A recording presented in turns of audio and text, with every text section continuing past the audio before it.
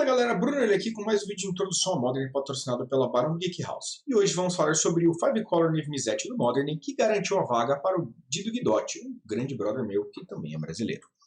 Vamos lá, né? O Niv-Mizzet é um arquétipo que existe em todos os formatos onde ele é válido, do Modern para frente pelo menos, né? No Modern, Pioneer e Standard, desde que ele surgiu em War of the Spark. Porém, ele teve vários altos e baixos, né? Com o banimento do Astrolábio, ele ficou um pouquinho fora do formato. E recentemente, mesmo sem ter muitas cartas novas, ele voltou a dominar o formato a ponto de ganhar vaga para o Pro Tour. Dá pra ver aqui que tem muitas cartas no deck, nós temos 80 no main deck, graças ao nosso grande amigo Yorion, o Companion, que se você tiver 80 ou mais cartas no seu baralho principal, né, no main deck, você pode usar ele como Companion. Quando ele entra em jogo, você blinka qualquer número de permanentes não terreno sua e volta sob seu controle no final do turno. Muito bom para tirar vantagem de Planeswalkers, que perderam marcadores, e de efeitos quando entra em jogo. A nossa base de mana conta com 32 terrenos, que é uma quantidade alta para um deck de 60 cartas, mas para um deck de 80 seria basicamente ali uns 26, 27 terrenos, né? Nós também temos os rams, mas precisamos de todas as shots com verde, porque além da base principal do deck ser verde, nós temos cartas que interagem diretamente com terrenos que têm o tipo floresta. De outras Shocklands não verde, nós temos Godly Shrine e Steam Vents, porque algumas, né, ajudam a fazer as cartas de conjuração um pouco mais complexas, na forma de Lightning Helix, Veredito Supremo, né, e Rain 6, que são as cartas de cast mais difícil, porque você precisa fazer elas ou no começo do jogo, ou pelo menos ter double de uma cor, no caso do Veredito. De Trioma nós temos o Ketria, que é o Temur, e o Indata, que eu chamo de Indaiatuba, que é uma cidade aqui perto de onde eu moro. Que eles também têm verde, claramente, e podem ser ciclados pelo Rain 6, que volta terreno do seu cemitério para sua mão. Então você pode sacrificar uma FET e buscar eles no começo do jogo, ou simplesmente comprá-los e ficar ciclando com Rain 6 todos os turnos. A orelha, 3 manas é bastante. Né? 3 manas é muito mais do que uma Cyclolente de custo 1, mas tá ok ainda, né? Para um deck que é tão mana intensive como esse, ter um Cycling de 3 manas é de boa, principalmente quando você está procurando algumas respostas específicas. De Fatland nós usamos uma quantidade bem alta, que é para ajudar o Rain 6 e garantir que nós teremos todas as cores sempre. Não precisa necessariamente ter as 5 cores no quinto turno, mas você precisa ter uma combinação específica, né, de BG, RW, WW, então você não precisa necessariamente fazer todas as suas spells da mão na curva, até porque nem sempre todas vão ser úteis, né? Não necessariamente os jogos onde você quer fazer Rank 6, você quer fazer o Mordigo na curva. E aqui nós temos as FETs para te ajudar, as básicas todas nevadas, né? Atualmente nós não temos nada nevado no deck, como já teve Astrolábio um dia, mas não tem por que não usar básicas nevadas, já que isso pode induzir o oponente a jogar errado, né, nos primeiros, ou simplesmente achar que você tem a Sven Quarrel, que é uma carta que jogava bastante nesse deck. E de Gold Lands nós temos Pillar of the Paruns, que é um terreno que só gera mana para cartas multicoloridas, né? Ele gera de qualquer cor, mas apenas para cartas multicoloridas. Então no main deck nós não conseguimos fazer nenhuma dessas 10 cartas, ou o Valk na face da frente para gerar mana com o Pilar. Lembrando que o Valk ele é uma carta preta e o Tibalt Cosmic Impostor é uma carta preta e vermelha. Você não pode usar o Pilar para castar o Valk, porque ele é considerado de uma cor só, né? O lado de trás da carta tem uma cor diferente da frente. Aí aqui nós temos as nossas acelerações barra mana fixing. De acelerações nós temos 4 Topi Sprawl e 2 Birds. A Birds é melhor do que Nubble, porque esse deck não se importa muito em atacar, e ela gera as outras cores, né? Preto e vermelho, que dá pra ver que é muito importante nesse baralho. Você faz Nubble turno 1, com uma floresta, no segundo turno não tem como fazer uma Helix muito fácil, né? Enquanto a Birds facilita muito esse trabalho. Temos o Abundant Growth, que é um encantamento de terreno, que entra em jogo, dá um draw, você faz o terreno virar uma Gold Land, vira gerar de qualquer cor. É importante aqui porque ele é um fixing, ele de certa forma é o seu astrolábio, e ele funciona muito bem com o blink do Yorion. Você pode fazer o Yorion blinkando o Abundant Growth. Muito bom. E você não precisa necessariamente de um terreno nevado como o astrolábio precisava. Você pode fazer Fetch, Promover Ground Tomb turno 1, fazer o Abundant Growth e maravilha. Né? Claro que você provavelmente buscaria uma floresta básica para não tomar o dano, mas é uma possibilidade. Eu separei aqui basicamente removals normais, né? A Helix ela é mais um removal do que o Burn, porque esse deck ele não tem um clock muito bom. Aurelia, mas o deck tem criatura 6/6 e criaturas 4/4 que causam 4 de dano. Sim, mas não é um deck que ele a qualquer momento do jogo consegue fechar o jogo. Você precisa ter alguma dessas coisas em campo primeiro.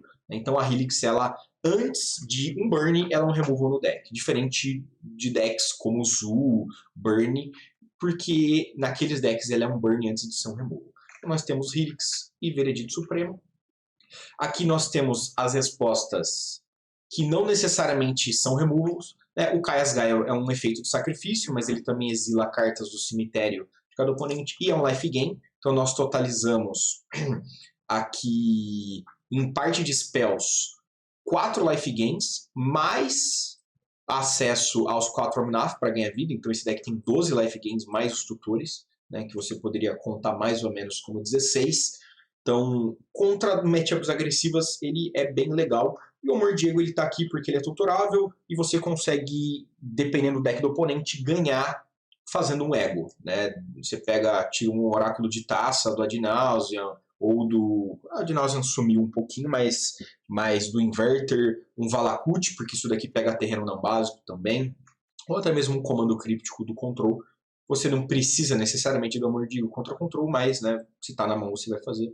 E aqui são as respostas mais versáteis do baralho, que não precisa necessariamente ser em criaturas. Né? O Dreadbore mata a criatura Planeswalker, o comando de Colagan destrói artefato, dá dano, faz o oponente descartar e volta uma criatura do seu cemitério para a mesa. Então, se isso daqui foi para o cemitério de alguma maneira, né, foi milado, descartado, destruído ou anulado, você pode voltar com o comando, e os Assassin's Trophy que estão aqui para fazer a vida dos tronzeiros no inferno, né? Que nas versões antigas de Enigma Z era bem complicado lidar com o Tron, porque não ia necessariamente 4 Trophy. Aí aqui nós temos as principais Kill Conditions, que são Valk, que você geralmente vai fazer o Tibalt Cosmic Impostor através do Bring to Light, porque o Bring to Light você casta a carta tutorada, né, que é uma criatura instant ou feitiço, de custo X ou menos, sendo X as cores que você usou para o Bring to Light. E aí você pega uma carta de custo 2, que é o Valk, mas como ele deixa você jogar a carta tutorada sem pagar o seu custo, você pode jogar ao lado de trás, que é o Tibalt Cosmic Impostor. E convenhamos, mesmo que você faça o Bring to Light no turno 5, e não no 6, né, no 4, perdão, com a aceleração da Utopia e da Birds, ainda é uma vantagem muito grande, porque o Tibalt gera muito valor, e você ainda pode eventualmente dar ultimate dele e ter 1 milhão de cartas na sua mão e gerar mana. O Omnath tá aqui como tudo, né? Ele é um life gain, ele é um ramp, ele é uma kill condition. É muito importante porque se você tiver 5 terrenos na mesa, você pode fazer 4 terrenos e o 5º land drop, você pode fazer o Omnath, baixar uma Fetch, ganhar 4 de vida, estourar Fetch, gerar 4 manas e já dar o Bring to Light ou castar o Nive ou outras cartas da sua mão, né? Combinações que não usam as mesmas cores de mana, como o Night Helix e Assassin's Trophy no mesmo turno. Então o Omnath é uma carta muito forte no baralho, tanto que vai 4. E 3 Niv-Mizzet, que quando entra em jogo você revela as 10 do topo do seu Grimório, e para cada cor impar, né, para cada guilda, basicamente, você pega uma carta que seja exatamente dessas cores e põe na sua mão. É por isso que esse deck ele não joga muito com cartas de 3 cores. Você tem Omnath, que é uma carta boa, Niv-Mizzet, que é o tutor, mas de resto as cartas multicoloridas todas são de 2 cores apenas para você conseguir pegar com o Niv-Mizzet. Porque Siege Rhino, por exemplo, é uma carta interessante, mas você não consegue pôr na sua mão com o Niv. Daqui para cá, com exceção dos encantamentos, claro, tudo é tutorável pelo Bring to Light. Então você tem uma vantagem muito grande, porque você tem basicamente aí 4 Demonic Tutor aumentando em 4 cópias virtuais todas as cartas que você tem no deck. Então o Veredito Supremo, que tem apenas uma cópia real, você tem 4 Bring to Light. E é uma carta interessante porque cartas incounteráveis funcionam bem com Bring to Light, porque você conjura ela, então se o oponente espera você resolver o Bring to Light para em seguida dar o anula, se você pega um Veredito, né, ou um Slaughter Games, o oponente se ferrou. E aqui nós temos apenas, né, 10 Planeswalkers. O Rain 6, né, o destruidor de carteiras, é uma carta mais cara do Modern atualmente. Ele está aqui para corrigir sua base de mana, por isso que nós temos tantas Fatlands e acesso aos triomas para conseguir voltar com o Rain 6. Ele dá uns pingzinhos, né, como tem alguns danos no deck, na forma de comando de Colagan e Lightning Helix. O Rain 6 ele pode ajudar a complementar esse dano, né, matar uma criatura de 3 de resistência com comando ou de 4 de resistência com a Helix, mas o ultimate dele é o objetivo de ter 4 Rain 6 no deck, porque quando você tiver o emblema, você pode dar retrace para suas cartas no cemitério, para instâncias e feitiços, e eventualmente você vai ganhar o jogo, né? Que seja dando um mordigo para todas as cartas relevantes do oponente, Veredito todo turno, Helix todo turno, Bring to Light todo turno, ou até mesmo Assassin's Trophy em todas as permanentes do oponente, até que ele só tenha básicas, ou nem isso. Então, essa carta, se unchecked, eventualmente vai ganhar o jogo. 4 Teferinhos, ele tá aqui para te ganhar bastante tempo. Também ele te permite dar um Bring to Light Instant Speed, então cartas como Removals e principalmente a Cólera do Veredito fica ainda melhor, porque você consegue dar no turno do oponente. Ele tá aqui para dar draw. Nós temos uma quantidade legal de cartas com ETB, né? Com exceção do Valk, todas as criaturas em jogo, todas as criaturas do nosso deck têm ETB, né? Enter the Battlefield Effect. Então você pode dar bounce no Omnath ou no Niv-Mizzet e conseguir ter os seus efeitos novamente, né? Eu falei isso no vídeo anterior do canal. Por exemplo, se você já tiver uma Fatland na mesa, você pode ter o efeito de 3 manas do Omnath através, ou 2 triggers do Omnath, né? Fazendo Omnath, baixando uma land, estourando a Fat, e se já tiver uma Fat na mesa, você tem os 3 efeitos do Omnath e vai ter dado mais draws, ou você vai ganhar mais vidas, né? É um efeito muito bom para o Teferi, e claro, né, você lida com grande parte das permanentes problemáticas do formato, sem se preocupar com counters. E a Nahiri, porque ela é uma maneira de ciclar, né? Você, o +2 dela descarta uma carta e se você fizer isso, você dá um draw, você não é obrigado a descartar, você pode só subir de graça. O -8 dela tutora uma criatura no seu deck, dá haste pra ela no final do turno e volta pra sua mão. Geralmente a Nahiri joga com Errakus, nesse deck não tem necessidade, mas essas criaturas aqui todas têm ETB. Aliás, até o Valk tem ETB, né? Perdão, eu esqueci que ele tinha um ETB, mas o ideal mesmo é quando você pega ele no Bring to Light. E o interessante da Nahiri é que faz voltar para sua mão. Então, o Omnath, você consegue ter o draw dele quando entra em jogo, ele vai voltar para sua mão. No próximo turno você vai dar mais um draw, e o Niv-Mizzet é a mesma coisa. Mas a Nahiri, ela joga aqui também, porque ela exila o encantamento, o artefato virado ou a criatura virada. Por que isso é importante? Porque ela é uma das poucas respostas do deck pro Eliod combo, né? Se o oponente faz o Eliod, você é obrigado a lidar com as criaturas dele de maneira reativa, que nem sempre é o suficiente, né? Se o oponente faz um Spike Feeder com 3 marcadores, ou uma balista com vários marcadores, ou muita mana, um removal não é o suficiente, né? Kaia's Gaia contra o Eliod não resolve muito, porque ele geralmente tem mais de uma criatura. E aí você consegue exilar o Eliod, a Nahiri ainda fica viva, é uma carta maravilhosa. O que a gente tem no nosso side? Né? Como eu disse, com exceção dos Planeswalkers e dos encantamentos, todas as cartas do deck são tutoráveis. E se você quiser tutorar um Bring to Light com um Bring to Light, o que você tutorou vai ser para 0, tá? Isso é uma dúvida que foi frequente na época que a carta era Standard. Porque algumas cartas, alguns decks de Bring to Light jogavam com cartas que voltavam efeitos do cemitério, e aí você ter mais de um Bring to Light no cemitério era bom, mas não pegue um Bring to Light com um Bring to Light. O que nós temos do side? Nós temos o Yorion, que blinka tudo que temos no main deck, como eu já disse. Temos Veil Summer contra Discards e Removals, e Counter Spells, principalmente. Você tem uma grande quantidade de cartas aqui que não são muito boas contra Control, na forma de Helix, Veredito, né, até mesmo acelerações nem sempre são muito boas contra Control. O Veil Summer está aqui para te resolver esses problemas. 4 Sword Seize contra Control e combos também. Esse deck não tem, como eu disse, ele não tem um clock muito bom. Aurelia, mas o Nive é clock 3 geralmente. Sim, ele é clock 3, mas você só faz ele no quinto turno ou no quarto, assim, se você tiver muita sorte. Então, não dependa disso, né? Tem a Tot Seizes com o acesso ao nosso querido amigo Teferinho, você pode dar um Seize na dry step do oponente. Muito bom. 3 Fatal Pushes, porque é um removal barato, né? Removal rápido, eficiente, barato, muito bom contra Prowess e Shadows. Um Crumble to Dust, que exila o terreno não básico alvo e dá um Extirpate nele. Maravilhoso contra Trons e Titan decks. No passado, com o Valakut, eu e o Sanduíche, nós subíamos Crumble to Dust contra o W para dar na Colonnade. Não joguei com esse deck ainda para ter certeza se vale a pena subir isso, porque nós já temos um side bem interessante aqui.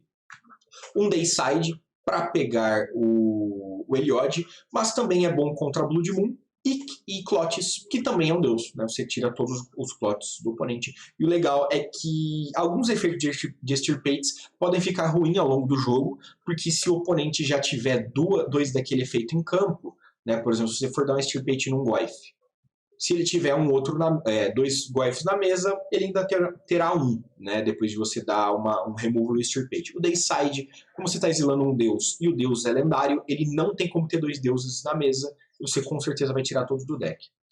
Um Deathling Clarion, que dá 3 de dano em cada criatura e dá lifelink para suas criaturas. Você pode escolher um ou dois. Essa carta é remanescente do T2.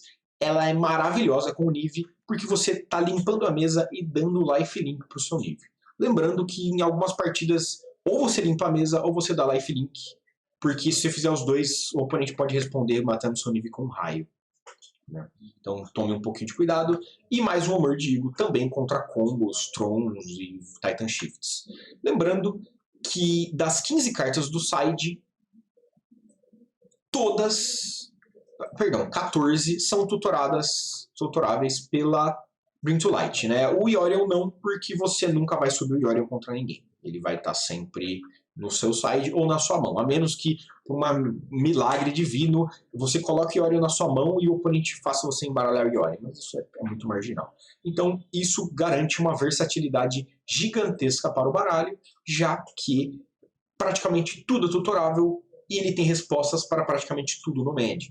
Então, você garante que você vai ter resposta em algum momento. Pode ser que você não compre a resposta, mas você vai ter ela no deck. E é isso aí, galera. Espero que tenham gostado. Esse foi o 5-Color Niv Mizzet do Modern.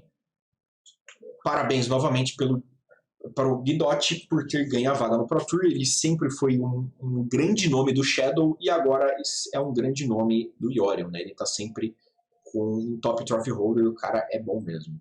E antes de ir, eu deixo aqui para vocês a lembrança de usar o meu código hashtag Oreia5 na Barão Geek House. Eu vou deixar o link aí embaixo com o código para vocês usarem apenas em compras à vista. A loja está com desconto até o fim desse mês, mais ou menos. E lembrando que a loja tem uma grande variedade de cartas de Magic, selados de Magic, Pokémon, Funko Pop e outro action figures. Então é isso aí. Um abraço para quem fica e até a próxima.